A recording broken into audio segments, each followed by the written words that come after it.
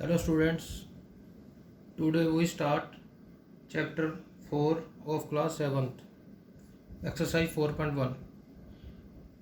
इसकी जो एक्सरसाइज 4.1 है इसके सवाल नंबर फर्स्ट में दिया गया है, हमको एक इक्वेशन दी हुई है और उसकी वैल्यू दी हुई है और हमने बताना है कि ये इक्वेशन सेटिस्फाई करती है या नहीं, मतलब कि जो वैल्यू दी हुई है x की 3 ये सही है या गलत है, ये बताना है। तो फर्स्ट इक्वेशन में हम देखेंगे x+3 = 0 हमको दिया हुआ है और उसकी वैल्यू हमने ये चेक करनी है सही है या गलत है। x=3 तो इसको सोल्व करेंगे तो x+3 यहीं पे सोल्व कर लेंगे। जैसे x+3 = 0 गिवन है तो 3 उधर जाके माइनस का हो जाएगा तो x की वैल्यू -3 आ गई। तो ये आंसर जो दिया हुआ है सोल्यूशन हमको गिवन है ये रॉन्ग है, तो इसका आंसर आ जाएगा फर्स्ट का इक्वेशन इज नॉट सेटिस्फाइड, तो आंसर इसका आ जाएगा नो। सेकंड वाले सम में भी सेम दिया हुआ है x+3 = 0, उसकी वैल्यू दी हुई है x=0। जैसे हम फर्स्ट जैसा है इसका आंसर भी वही x -3 होगा। तो ये जो आंसर दिया हुआ है हमको सोल्यूशन दिया हुआ है ये गलत है, इसलिए इसका आंसर भी नो आ जाएगा। थर्ड सम में हमको x+3 = 0 दिया हुआ है और x की वैल्यू -3 दी हुई है, जो चेक करनी है जो सही है या गलत है। तो इसको सोल्व करेंगे x+3 = 0, x की वैल्यू -3, जो -3 है जहाँ भी -3 गिवन है तो आंसर ये सेटिस्फाई हो गया, तो इसका आंसर यस आ जाएगा। अब सवाल नंबर 4 में दिया हुआ है x-7 = 1 और x की वैल्यू हमको 7 दी हुई है, हमने चेक करनी है कि ये सही है या गलत। तो इसको सोल्व करेंगे x-7 = 1, जो -7 है जो उधर जाके +7 हो जाएगा तो x की वैल्यू कितनी आ गई 8। तो हमको 7 गिवन है, आंसर आ रहा है 8, तो ये आंसर ये जो गिवन है ये सेटिस्फाई नहीं कर रहा, तो इसका आंसर भी नो आ जाएगा। नेक्स्ट वाले में x-7 = 1 है, सेम है, x की वैल्यू 8 है, तो यहाँ सोल्यूशन सेटिस्फाई कर जाएगा, यस आ गया। 5x = 25 है, x की वैल्यू 0 गिवन है, हमने चेक करना है कि ये इसको सेटिस्फाई करती है कि नहीं। 5x = 25 और ये 5 उधर जाके डिवाइड हो जाएगा, x की वैल्यू 5 आ गई, तो जहाँ x की वैल्यू 0 गिवन है तो ये सेटिस्फाई नहीं कर रहा, आंसर नो आ जाएगा। नेक्स्ट सेम है, सिक्स के जैसा ही है, 5x = 25, x की वैल्यू 5 आ रही है, हमने जहाँ निकाली है 5, तो ये सेम आ गई वैल्यू, तो ये सेटिस्फाई कर रही है, इसका आंसर यस आ जाएगा। नेक्स्ट 5x 25 सेम क्वेश्चन है ऊपर के जैसा, x की वैल्यू -5 है तो हमने निकाला है आंसर 5 है और ये -5 है, तो ये सेटिस्फाई नहीं कर रहा, तो इसका आंसर नो आ जाएगा।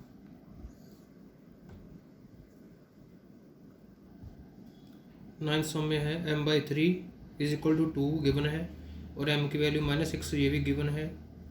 ये मतलब कि सोल्यूशन इन्होंने निकाला है, हमने चेक करना है कि ये सेटिस्फाई करता है या नहीं। तो इक्वेशन को सोल्व करेंगे m/3 = 2, ये 3 उधर जाके मल्टीप्लाई हो जाएगा, m की वैल्यू 6 आ गई, तो जहाँ पे -6 है हमारा आंसर 6 आ रहा है, तो ये आंसर नॉट सेटिस्फाई है ये सोल्यूशन, तो इसका नो आ जाएगा क्योंकि आंसर मैच नहीं कर रहा।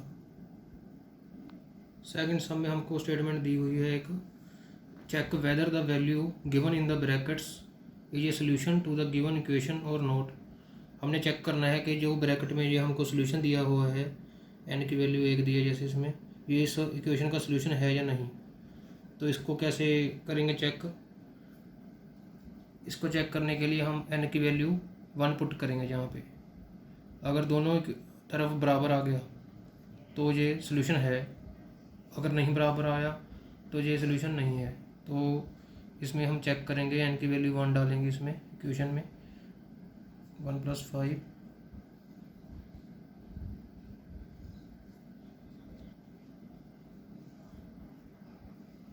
ये 6 आ गया, इधर 19 है, तो ये इक्वल नहीं है, तो n = 1 is not a solution of this equation.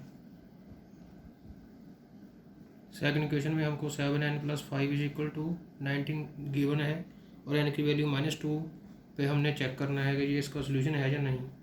कोई भी इक्वेशन होती है ना, उसकी इक्वल साइन होता है जो, उसके ये लेफ्ट हैंड साइड होती है और ये राइट हैंड साइड होती है। तो हम इसकी लेफ्ट हैंड साइड चेक करेंगे कि राइट हैंड साइड के बराबर है या नहीं। 7n + 5 है लेफ्ट हैंड साइड, n की वैल्यू -2 डालेंगे,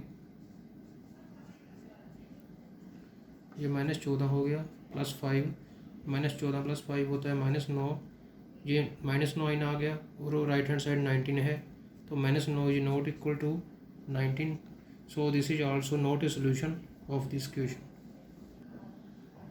इस वाले क्वेश्चन में भी हमने n = 2 सोल्यूशन दिया हुआ है और हमने फाइंड आउट करना है कि ये इक्वेशन का ये सोल्यूशन है या नहीं। तो चेक करेंगे, n की वैल्यू 2 डालेंगे,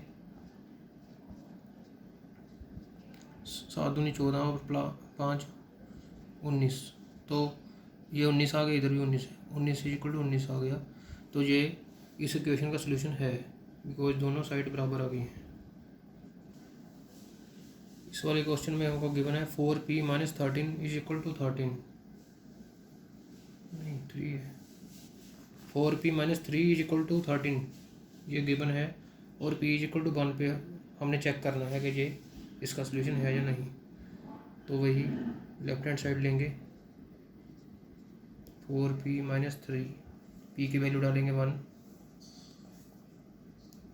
4 गुना 1 4 -3 1 आ गया, लेफ्ट हैंड साइड पे 1 आ गया, राइट हैंड साइड पे 13 है, ये इक्वल नहीं है, तो ये इसका सोल्यूशन नहीं है। बाकी के क्वेश्चन आप इसके 2 और रह गए, वो खुद ट्राई कर लेना, अगर कोई डाउट हुआ तो मुझसे कमेंट में पूछ लेना। इस वाले क्वेश्चन में हमने ट्रायल मेथड से पी की वैल्यू फाइंड आउट करनी है। ट्रायल मेथड में क्या होगा, हम पी की अलग अलग वैल्यू पे चेक करेंगे कि कौन सी वैल्यू इसको सेटिस्फाई कर रही है। तो जैसे ये इक्वेशन दी हुई है 5p + 2 = 17, तो हम इसकी पी की वैल्यू चेक करेंगे कि ये कौन सी वैल्यू पे इसका ये सोल्यूशन है जो इक्वल सेटिस्फाई करेगा। तो पहले हम पी की वैल्यू 1 पुट करके देखेंगे, तो 1 पुट करके क्या आ रहा है, 5 गुना 1 5 + 2 7 आ रहा है, लेकिन हमको 17 चाहिए, तो ये इसका सोल्यूशन नहीं है। और पी की वैल्यू 2 पे चेक करेंगे कि ये इसका सोल्यूशन है या नहीं। तो पी की वैल्यू 2 जहाँ पे पुट करेंगे, और 5 दूनी 10 और 2 12, लेकिन हमको जहाँ पे 17 चाहिए, तो ये भी इसका सोल्यूशन नहीं है। और पी की वैल्यू 3 पे हम इसको चेक करेंगे, जैसे 3 पुट करेंगे इसकी वैल्यू, तो ये हमारे पास 5 थी 15 और 2 17 17 आ जाएगा, और जहाँ पे भी 17 है तो ये इसका सोल्यूशन है। तो p = 3 is a solution of this question.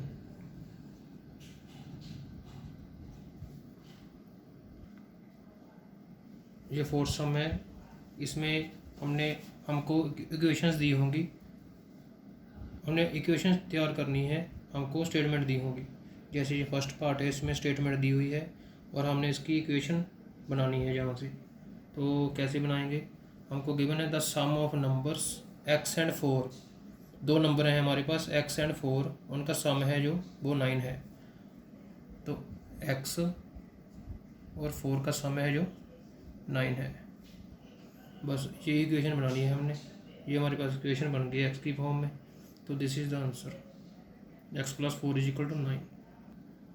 Second question में हमको गिवन है 2 subtracted from y is 8। 2 subtracted from y is 8, मतलब y में से 2 को कम कर दिया, वो किसके बराबर है, 8 के बराबर। तो सबसे पहले y लिखेंगे, y में से 2 को कम कर दिया = 8, this is the answer. Third question में हमको गिवन है 10 times a, 10 times a is 70। 10 times का मतलब क्या होता है, 10 गुना, 10 से मल्टीप्लाई। 10 टाइम्स a का मतलब होता है 10 × a। 10 times a is 70, 10 × a मतलब 70 के बराबर हो गया। इसको लिखेंगे 10a, 10 × a 10a हो गया = 70, दिस इज द आंसर। इस वाले स्टेटमेंट में हमको गिवन है the number b divided by 5 gives 6। कोई नंबर है b उसको जब 5 से डिवाइड करते हैं तो क्या रिजल्ट आता है 6। तो कोई नंबर है b डिवाइडेड बाई 5 गिव्स 6, मतलब इज इक्वल टू 6। ये आंसर आ गया हमारे पास। इस स्टेटमेंट में हमको गिवन है 3/4 ऑफ t इज़ 15। t कोई नंबर है, उसका 3/4 है, जो 3/4 होता है 3/4। 3/4 ऑफ t, ऑफ का मतलब होता है मल्टीप्लाई। 3/4 of t is 15। तो ये आ गया 3/4 t is equal to 15। This is answer. इस वाले स्टेटमेंट में हमको गिवन है 1/4 of a number x -4 gives 4। कोई नंबर है x, उसका 1/4 1/4 ऑफ x -4 गिव्स 4। तो ये हो गया x/4 -4 is equal to 4। This is the answer. 8 sum में आपको गिवन है if you take away 6 from 6 times y you get 60। Take away का मतलब होता है सब्ट्रैक्ट करना। If you take away 6 from 6 times y, 6 times y का मतलब क्या हो गया 6 इंटू वाई। इसमें से हमने टेक अवे कितना करना है 6, यू गेट 60। तो 6 इंटू वाई कितना हो गया 6y -6 is equal to 60। This is the answer.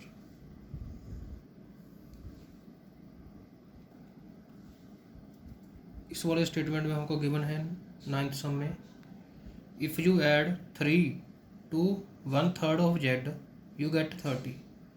मतलब हम अगर 3 ऐड करते हैं 1/3 ऑफ z में, तो 1/3 ऑफ z क्या होएगा 1/3 1/3 इंटू z -3 +3।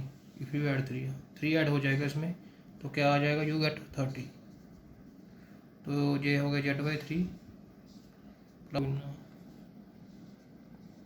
ये हमारा z आ गया z/3 + 3 is equal to 30। This is the answer. 5th sum में हमको इक्वेशन दी हुई है और हमने इसकी स्टेटमेंट बनानी है। तो पहली इक्वेशन दी हुई है p + 4 इज इक्वल टू 15। तो हम इसको कैसे लिखेंगे 4 is added to number p gets 15। कैसे लिखेंगे 4 is add to number p gets 15। Second sum में गिवन है m - 7 इज इक्वल टू 3। इसको लिखेंगे 7 is subtracted from A number m gives 3। Third सम में हमको गिवन है 2m इज इक्वल टू 7। इसको लिखेंगे 2 times of m gives 7। Fourth sum में लिखेंगे 1/5 of a number m gives 3। Fifth sum में हमको गिवन है 3m divide by 5 is equal to 6। इसको कैसे लिखेंगे 3/5 of a number m gives 6। इसमें इक्वेशन दी हुई है 3p + 4 इज इक्वल टू 25। इसको लिखेंगे 4 is added to 3 times of a number p gives 25। इस क्वेश्चन में हमको गिवन है 4p - 2 इज इक्वल टू 18। इसको लिखेंगे 2 is subtracted from 4 times of a number p gives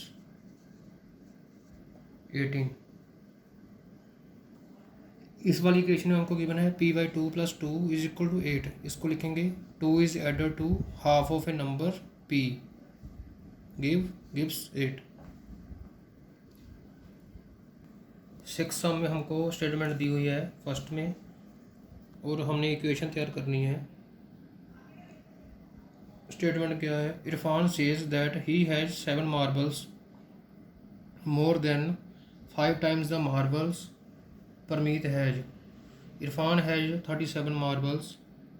तो हमने यहाँ से इक्वेशन तैयार करनी है, और हमको ब्रैकेट में गिवन है take m to be the number of Parmeet marble. तो हम स्टेटमेंट कैसे लिखेंगे? स्टेटमेंट क्या कह रही है, गिवन क्या है? Irfan says that he has 7 marbles more than 5 times the marbles Parmeet है। परमीत के पास जितने मार्बल है उसके 5 टाइम्स से 7 ज़्यादा हैं इरफान के पास। तो परमीत के पास कितने हैं? तो सबसे पहले लिखेंगे let Parmeet has marbles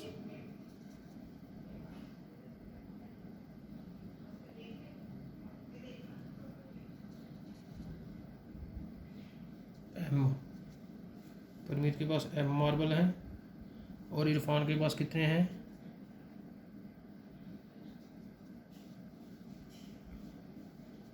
Irfan के पास कितने हैं? 7 marbles more than 5 times the marbles Parmeet है। 5 टाइम्स द मार्बल परमीत है, और उसके साथ 7 ज़्यादा। तो इतने मार्बल हैं इरफान के पास। तो इरफान के पास कितने मार्बल गिवन है? 37। तो ये जो वैल्यू है इसको हम 37 के इक्वल कर देंगे। तो 7 उधर सब्ट्रैक्ट हो जाएगा। 5m = 30। m की वैल्यू कितनी आ गई? 6। वैसे तो हमने सिर्फ यही पता करना था, यही हमारा आंसर है, और अगर इसको आगे सॉल्व करेंगे तो m की वैल्यू 6 आ जाएगी। हमने तो इक्वेशन ही तैयार करनी थी बस। 5m + 7 = 37। सेकंड क्वेश्चन में हमको गिवन है Lakshmi father is 49 year old, he is 4 year older than 3 times Lakshmi age. तो हमने यहाँ से स्टेटमेंट तैयार करनी है। तो हम लक्ष्मी एज सपोज करेंगे, लेट लक्ष्मी एज y, और उसके फादर की गिवन दी हुई है हमको कि वो 4 year older than 3 times of Lakshmi age है। तो फादर एज कितनी हो गई? 4 year older than 3 times Lakshmi age. मतलब लक्ष्मी की जो एज है उसका 3 गुना, और उससे भी 4 ईयर ओल्डर, मतलब उससे भी 4 ईयर ज़्यादा। तो इसकी है 3y + 4, और ये हमको गिवन है 49। 3y + 4 हमको गिवन है 49। तो हमारा ये आंसर आ गया। इसका जो थर्ड पार्ट है वो आप खुद ट्राई करके देख लेना, अगर कोई डाउट हुआ तो मुझसे पूछ लेना। और हम इसका फोर्थ पार्ट करने जा रहे हैं। इस वाले सम में हमको गिवन है in an isosceles triangle the vertex angle is twice either base angles, let the base angle be in degree, remember that sum of angles of a triangle is 180 degree. तो हमको क्या गिवन है? कि isosceles triangle है। Isosceles triangle क्या होती है? Isosceles triangle क्या होती है? जिसकी 2 साइड्स इक्वल होती हैं। तो ये दोनों साइड इक्वल हो गई, और हमको गिवन है the vertex angle is twice either base angle. तो वर्टेक्स एंगल कौन सा हो गया? ये वाला हो गया, और बेस एंगल ये दोनों बेस एंगल हैं। तो हमको गिवन है कि वर्टेक्स एंगल है जो ट्वाइस है आइदर बेस एंगल, मतलब वर्टेक्स एंगल है जो एंगल ए है वो या तो इससे दुगना है या इससे दुगना है, तो हम लिख लेंगे 2 एंगल बी। तो हमको ब्रैकेट में गिवन है कि late the base angle be in degree. तो जो एंगल है इसको हम एंगल बी मानेंगे। तो एंगल ए क्या हो गया, 2 एंगल बी। और एक प्रॉपर्टी होती है अब ट्रायंगल में, आइसोलेस ट्रायंगल में ये जो साइड बराबर होती है ना, तो इनके ऑपोजिट साइड वाले एंगल बराबर होते हैं। मतलब इस साइड के ऑपोजिट ये वाला एंगल और इस साइड के ऑपोजिट ये वाला एंगल, ये दोनों एंगल भी बराबर होंगे। और अगर ये बी है तो ये भी बी होगा। तो हम लिख सकते हैं कि अब ट्रायंगल के तीनों एंगल्स का जो सम होता है वो कितना होता है, 180 डिग्री। तो हम लिखेंगे angle A plus angle B plus angle C is equal to 180 degree. और एंगल ए अब वैल्यू पुट करेंगे। एंगल ए को क्या लिख सकते हैं, 2 एंगल बी। एंगल बी को क्या लिखेंगे, एंगल बी। और एंगल सी को क्या लिखेंगे, वो भी एंगल बी हो गया। तो ये कितना हो गया, 2, 3 और 4, 2 angle B plus angle B, 2 और 1 3 1 4, 4 angle B is equal to 180 degree. This is the answer. यहाँ से हम एंगल बी की वैल्यू भी निकाल सकते हैं, लेकिन ये बस इक्वेशन ये बन जाएगी इसकी। तो दिस इज द आंसर। तो आगे हम नेक्स्ट क्लास में इसके आगे कंटिन्यू करेंगे।